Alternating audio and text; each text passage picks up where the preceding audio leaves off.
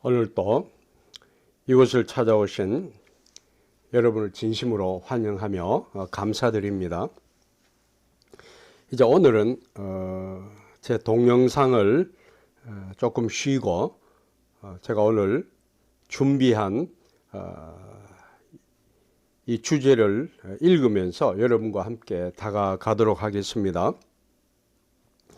오늘은 지난번에 이어 모세가 40년 동안 이집트 왕 바로의 분노를 피하여 도망간 미디안 광야의 삶을 살펴보겠습니다. 사실 모세가 이 자기 자신이 한번 잘못한 것을 책임지고 이집트 왕의 분노를 샀습니다. 결국은 모세가 이집트를 이제 뒤로 하고 광야로 도망갔습니다. 근데 모세를 도망가게 만든 그 이집트 왕은 역사적으로 투트모스 1세라고 그렇게 얘기들 합니다. 최근 고고학자들의 연구에 의하면요, 투트모스 1세 때 엄청난 규모의 신전들을 많이 건축했었다고 합니다. 그러니까 결국 자연적으로 무리한 건축으로 인하여 당시 집단 노동자로 차출된 사람들은 유대인들일 수밖에 없습니다. 그들이 정말 얼마나 노동 때문에 혹사당하고 고통스러웠겠습니까? 그런데 모세는 동족들이 고통당하는 사실을 궁전에서 바라보면서 모세는 나 몰라라, 나는 궁전에서 편하니까 그냥 내 민족이 고통당하는 것은 상관없다고 그렇게 방관하고 보고만 있었겠습니까? 아마도 그는 양 어머니인 바로의 딸이라는 든든한 권력의 배경이 있으니까 이제 내가 이걸 그냥 볼 수 없다, 나가서 우리 민족이 고통당하는 것을 내가 좀 처리해 보겠다고 하는 그런 분노가 있었을 줄 압니다. 그러니까 결국 자연적으로 자신이 가진 그 주목이, 권력이 먼저 튀어나간 겁니다. 저는 지금까지 신앙 훈련을 받아왔고 아직도 나를 훈련해 가면서 느끼는 것이 있습니다. 뭐냐 하면은 오랜 기도의 훈련으로 든든하게 자리 잡으면 감정도, 또 인간적인 감정도 억제할 수 있는 능력이 생긴다고 저는 생각합니다. 모세 역시 위급할 때 자신의 감정을 다스리며 기도할 수 있는 환경에서 성장하지 않았습니다. 그렇기 때문에 어떤 일을 보고 하나님께 기도하기보다는 자신이 가진 배경이 있지 않습니까? 힘을 먼저 사용할 수밖에 없었습니다. 우리 사람들도 그렇습니다. 어떤 문제가 있을 때 자기가 의지할 수 없고 자기가 힘을 낼 수 없는 그런 환경에 있으면은 자연적으로 기도할 수밖에 없습니다. 그러니까 어떤 사람들은, 기도하는 사람들은 힘이 약한 사람이다, 그렇게 빈정대기도 하죠. 그러나 그것은 신앙적인 관점에서는 전혀 다릅니다. 모세는 순간적으로 사고 친 결과에 대해 전혀 예상하지 못했던 것 같습니다. 투트모스 1세인 바로 왕에게까지 그 소식이 전해지자 바로 왕은 막 노발대발했을 겁니다. 이놈 자식 이렇게 궁궐에서 키워가지고 모든 혜택을 배려해 줬더니 우리 이집트인을 죽여 하는 그런 분노가 있었지 않았겠습니까? 어떤 면에서 이러한 사고는 모세의 단순한 살인사건, 모세가 저지른 단순한 살인사건 이상의 당시의 정치적인 대결 구도가 있었던 것으로 봅니다. 그러니까 결국 모세는 거기서 밀려날 수밖에 없습니다. 도망쳐야 되는 거죠. 그런데 모세가 도망가기로 결심한 것은 아마도 내가 이미 이제 바로 왕에게 미움을 받아서 죽어야 할 판이니까 도망가자 하면 어디를 택했겠습니까? 이집트의 영역을 떠난 아라비아 광야를 선택한 것 같습니다. 우리가 잘 아는 대로 이 모세가 택한 그 미디안 반도는요, 지금은 아라비아 반도라고 그러지만 모세 당시에는 미디안 반도 혹은 미디안 광야라 그렇게 얘기할 수 있습니다. 그 미디안 지역은 성경에 나오는 믿음의 조상 아브라함의 활동 무대이기도 했습니다. 모세는 당시 이집트 주변 나라들의 상황에 대해 너무 잘 알고 있었습니다. 아브라함과 성경에 나온 족장들의 생활 무대가 어디냐면 바로 미디안 지역이었습니다. 모세는 그거 알았습니다. 성경 족장들의 생활 유형이 당시에는 유목민이었습니다. 그렇기 때문에 그들은 미디안 상인들과 또 이집트 간의 상권에 굉장히 민감했으며 너무나 잘 알았습니다. 또한 이 모세의 조상 요셉도 미디안 무역상들에 의해서 이집트로 팔려갔다고 성경은 말씀하죠. 이러한 주변 상황을 잘 아는 모세는 일단은 바로 왕의 분노를 피하여 도망갈 수 있는 최적의 장소가 바로 미디안 광야로 생각했던 것 같습니다. 그런데 우리가 생각해 볼 것은요, 과연 미디안 광야로 피신한 모세는 모든 것을 포기하고 혼자 살 길을 찾아 나선 도망자로 보아야 할 것입니까? 모세는 과연 인생을 포기한 실패자입니까? 이 많은 설교자들은요, 그렇게 또 해석하고 설교합니다. 모세는 광야에 가서 모든 것을 포기하고 그냥 거기서 살았다. 그런데 모세가 정말 40년 동안 미디안 광야에서 살았는데 모세는 모든 것을 포기했지만은 여호와 하나님이 친히 찾아오셔서 모세를 몇 번이나 끈질기게 설득하셨다고 생각합니다. 그렇게 설교하면은 뭐 감동적이고 대단한 이 감정을 불러일으키는 설교가 되겠죠. 그런데 그건 아닙니다. 우리가 상황을 좀 더 깊이 생각해 보아야 합니다. 모세는 과연 한 번 실패한 결과를 인생의 끝장인 것처럼 받아들이고 모든 것을 나 모르겠다, 이제 끝장이다, 일순간에 포기했겠습니까? 그리고 미디안 광야에서의 은둔의 생활로 나는 내가 하려고 하던 일이 다 길이 막혔으니까 이제 나는 여기서 조용하게 인생을 마감하기로 그렇게 결정했겠습니까? 전혀 그렇지 않다고 생각합니다. 모세가 결혼하여 아들을 낳았을 때 붙여진 이름에는 모세의 생각이 또 모세의 이 소망이 숨겨 있다고 생각합니다. 모세가 이렇게 그 아들을 낳고 난 다음에 그 아들의 이름을 게르솜이라 그렇게 불렀습니다. 그것은 곧 나그네다, 또 타국에서 계기되었다, 이제 그런 뜻이죠. 외국에서 나그네가 되었다. 모세가 왜 아들을 낳아서 그 아들의 이름을 나그네가 되었다고 붙였을까요? 한번 생각해 봅시다. 분명히 모세는 하나님의 백성인 이스라엘 민족의 고통을 생각하며 기도했다고 봅니다.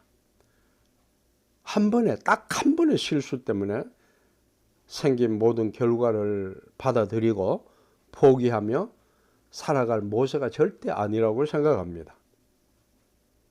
언젠가는 본향으로 돌아가야 할 나그네라는 아들의 이름을 모세는 지어주면서 모세의 비장한 결심이 아들의 이름에 함축되었다고 생각합니다. 출애굽기를 자신의 인생 자서전처럼 기록한 모세입니다. 그는 결코 이방의 미디안 광야에서 혼자의 삶을 추구하며 보내지 않았던 사람입니다. 출애굽기 2장 24절에서 25절은 모세와 이스라엘 백성 그리고 여호와 하나님과의 분명한 연결점을 설명해 주고 있습니다. 그런데 거기요 25절에 출애굽기 2장 25절에 이런 말씀이 나옵니다. 이스라엘 자손을 권념하셨더라. 하나님이 그렇게 하신 거죠. 그런데 우리말 성경에 여호와 하나님이 이스라엘 자손을 권념하셨더라는 그 우리말 성경의 뜻은 명확하지 않습니다. 원래 이 말씀의 의미를 제가 쉽게 풀어 쓰자면 이렇습니다. 여호와께서 이스라엘 백성에게 나 여호와는 여전히 너희들과 함께하고 있다고 알려주셨다는 뜻입니다. 그냥 단순하게 권념하셨더라는 말로는 잘 성경 본문이 이해가 되지 않습니다. 모세가 이 말씀을 기록하면서 우리에게 전달하려는 메시지가 무엇이겠습니까? 여호와께서 이스라엘 백성과 함께 하신다는 증거가 필요한데 그 증거의 통로, 즉 그 증거를 전해주고 전달해줄 자가 누구냐? 곧 모세 자신이라는 말입니다. 아주 중요한 말씀입니다. 모세는 과연 자신의 광야의 생활을 결혼하고 아이를 낳고 매일 양만 키우는 양몰이로 단순화시켰을까요? 절대 아니라고 생각합니다. 그에게는 매일 여호와 하나님께 기도하는 마음과 여호와 하나님의 백성이요 자기 백성 이스라엘을 향한 마음이 끊임없이 있었다고 생각합니다. 그 증거로 출애굽기 3장 1절에 보면 모세가 이드로의 양무리를 치는데요. 그 양을 어디로 매일 몰고 갔느냐? 광야 서편으로 인도했는데 그 광야 서편에 바로 무엇이 있었습니까? 하나님의 산이라고 하는 호렙산이 있었습니다. 여기서 모세의 반복적인 믿음의 흔적을 우리는 볼 수 있어야 됩니다. 성경을 기록한 그 히브리어 원문은요, 그 뜻을 어떻게 얘기하느냐면 여호와 하나님을 만나는 그날에만 양을 모세가 호렙산으로 인도한 것이 아님을 말해주고 있습니다. 그것은 무엇입니까? 바로 모세는 오랫동안 연속적으로 하루만 아니고 연속적으로 하나님의 산이라는 그 산으로 매일 양을 몰아갔음을 말해줍니다. 미디안 광야는 메마른 사막입니다. 목자가 양을 한 지역에만 몰아넣으면 푸짐한 꼴을 양에게 먹일 수 없는 곳입니다. 그런데도 모세는 왜 반복해서 하나님의 산으로 양을 몰아갔을까요? 그것은 곧 양을 키우는 것보다 더 큰 목적이 있었기 때문입니다. 바로 이스라엘 백성의 울부짖음을 들으시는 하나님을 만나기 위해서 하나님의 산이라는 그곳으로 양을 몰아갔다는 것이죠. 그것이 바로 모세가 일상생활에서 기도하는 모습이라고 봅니다. 그의 삶이 광야에서 새롭게 기도로 거듭나는 삶으로 저는 보고 있습니다. 40년 동안 바로의 궁전에서 그는 이집트의 문화와 이집트의 전통과 이집트의 무술을 배우는데 다 시간을 보냈고, 그때는 기도할 기회와 기도를 가르쳐주는 사람이 없었습니다. 그러나 이제 광야에서 그는 다시 생각했을 겁니다. 하나님께서 왜 나를 이곳에 몰아주셨는가? 그러니까 하나님의 산이라고 이름 있는 그 곳으로 매일 양을 몰고 가면서 하나님을 만나기를 기대하며 기도했던 모세라고 생각합니다. 흔히들 모세가 여호와 하나님이 고통받는 이스라엘 백성들을 구해내라는 하나님의 요청을 몇 번이나 거절한 사실을요, 액면 그대로 받아들입니다. 그것은 바로 성경을 해석하는 한계입니다. 그 이상을 보아야 되는 것입니다. 또 사람들은 그렇게 설교합니다. 그 이유는 모세가 준비되지 않았기 때문에 하나님의 그 요청을 거절했다고 그렇게 성경을 해석하고 설교하기도 합니다. 근데 이러한 해석은요, 문화적인 차이를 이해하지 못했기 때문에 발생한 오해입니다. 모세가 여호와 하나님의 요청을 거절한 것을요, 서양적인 관점으로 보면 당연히 거절했다고 그렇게 해석할 수밖에 없습니다. 불행하게도 많은 목회자는 서양적인 성경 해석을 토대로 해서 설교하고 성경을 봅니다. 저의 은사님이신 고든 카누엘에서 구약을 약 50년 가까이 가르치신 더글라스 스튜어트 교수님이 계십니다. 그분은요, 모세가 여호와 하나님의 요청을 거절한 사건을 서양적인 관점으로 해석한 것이 아니라 바로 동양적인 관점으로 해석해 내었습니다. 대단한 통찰력이죠. 서양적인 관점으로는 당연히 모세는 여호와 하나님의 요청을 단호하게 거절한 것처럼 보입니다. 그러나 동양적인 해석으로는 거절한 것이 아닙니다. 바로 놀라운 겸손, 아주 풍성한 겸손이라고 저는 얘기하고 싶은데요. 그 스튜어트 교수님은 영어로 false humility라 그렇게 표현했는데, 그걸 우리말로 번역하자면 거짓 겸손이라고 하는데, 저는 그것을 거짓 겸손이 아니고 아주 놀라운 겸손 혹은 숨겨진 겸손이라 그렇게 말하는 것이 바르다고 생각합니다. 왜? 결코 거짓이 아니기 때문이죠. 서양에서는 결코 찾아볼 수 없는 숨겨진 겸손 혹은 놀라운 겸손의 문화는요, 우리의 삶에 깊이 자리 잡고 있습니다. 수업 시간에 교수님이 동양인인 저에게 스며든 아주 이 놀라운 겸손, 그분이 얘기하는 false humility, 거짓 겸손의 예를 있으면 들어달라고 저에게 부탁을 했습니다. 그때 저는 생각해 보니까 있는 거예요. 뭡니까? 우리는 귀한 손님을 초대할 때 상다리가 부러지도록 많은 음식을 준비합니다. 그리고는 손님이 오면은 거침없이 하는 말이 있습니다. 뭡니까? 차린 것은 없지만 많이 드세요. 차린 것은 없지만 많이 드세요.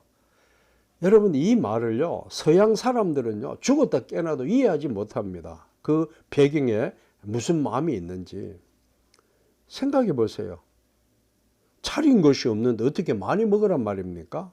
앞뒤가 맞지 않는 말이죠.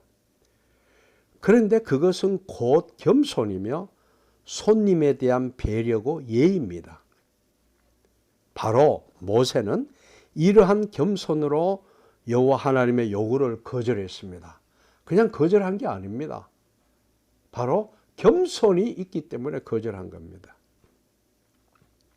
모세가 얘기한 나는 말을 못한다고 그렇게 얘기하는데, 모세는 결코 말 못하는 더듬이가 아닙니다.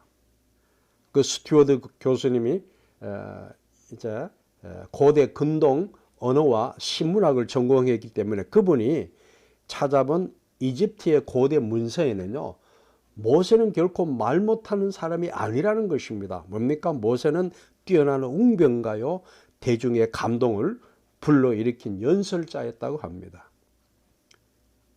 저는 이러한 모세의 겸손은 곧 오랜 세월 동안 기도로 다져진 겸손이라고 말하고 싶습니다. 이러한 모세의 겸손을 여호와 하나님이 인정하시고 칭찬하신 겸손입니다. 민수기 12장 7절에 보면 하나님이 모세를 어떻게 평가하셨습니까? 내 종 모세와는 그렇지 아니하니 그는 나의 온 집에 충성됨이라. 하나님이 말씀하신 충성됨이라는 의미는 잠깐 충성한 것을 두고 하신 말씀이 아닙니다. 즉 연속적으로 계속해서 충성하는 그것을 보시고 하나님이 충성되다고 하셨습니다. 그것은 뭡니까? 겸손으로 다져진 충성입니다. 이러한 충성심은 끈질긴 기도와 방학 없는 기도 훈련에서 생산된 충성심입니다. 모세는 어릴 때부터 뼛속 깊이 이집트 전통의 교육을 받았습니다. 이집트인들은 양치는 직업을 아주 천한 직업으로 무시했습니다. 그런데 모세가 기꺼이 양치는 목자로 자원한 것은 또 다른 모세의 변신입니다. 여호와 하나님의 뜻이라면 인생의 밑바닥도 불사하는 겸손의 마음이 있었기 때문입니다. 우리에게 그러한 겸손이 보입니까? 오늘 이 세대에 하나님의 말씀을 전하는 지도자에게 모세가 충족한 그 겸손의 모습이 과연 보이고 있습니까? 모세의 겸손의 삶은 곧 오랜 후에 예수님께서 담대하게 나는 선한 목자라 하신 위대한 목자의 모델을 모세는 미리 선보였습니다. 기도는 이 모든 것을 만들어가는 용광로입니다. 성탄이 지났습니다. 이제 2022년 새해를 바라봅니다. 2022년 새해는 여러분의 삶 속에 기도로 단단하게 다져진 겸손의 삶을 만들어 보지 않겠습니까? 다음에는 모세의 이스라엘 백성과 함께 40년 동안 지나간 광야의 삶에서 기도가 어떻게 작용하고 기도의 능력이 어떻게 역사했는지를 살펴보도록 하겠습니다. 여러분 성탄을 지났지만 즐거운 성탄을 보내셨은 줄 믿고 또 새해가 며칠 남지 않았는데 그 새해를 믿음으로 여러분 가슴 속에 받아들이며 한 해를 기도로 승리하시는 여러분 되시기를 주님의 이름으로 축원합니다. 기도하겠습니다. 하나님 정말 감사합니다. 오늘 모세가 미디안 광야에서 사람들은 모든 걸 다 포기하고 살아온 것 같지만 그러나 그 광야에서 모세는 호송세월하지 아니하고 하나님을 만나기 위해서 매일 양을 몰고 그의 일상을 계획한 사람이었습니다. 주님, 우리의 세상 삶이 무의미하고 하나님과의 관계가 없는 것 같지만 늘 하나님의 산으로 찾아가 주님을 만나보는 저희들이 되게 하옵소서. 예수 그리스도의 이름으로 기도합니다. 아멘. 여러분 다음 또 다른 메시지로 새해에 찾아뵙도록 하겠습니다. 평안하시기 바랍니다.